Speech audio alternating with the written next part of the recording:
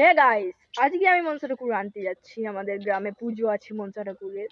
তো চলো গাইস, এখানে এসে একটা জিনিস দেখতে পেলাম, বজরংবলী 6 প্যাক। দেখো গাইস, তোমাদের একটু কাছ থেকে দেখাচ্ছি। 1 2 3 4 5 6 গাইস, আমরা চলে এসেছি ঠাকুর নিতে। গাইস, মনসা ঠাকুরের কাছে আমি চলে এসেছি।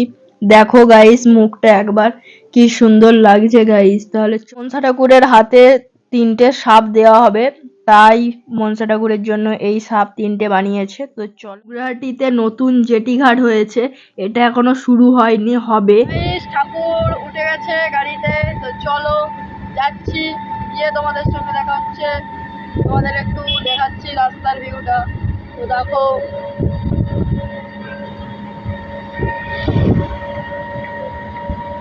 দেখো গাইস কি সুন্দর লাগছে। আর এখানে আছে ঠাকুর, দেখো ঠাকুর চলে এসেছে প্যান্ডেলে। তো তোমাদের দেখা গাইস, মনসা ঠাকুরকে নিয়ে চলে এসেছি আমরা, প্যান্ডেলে রেখেছি।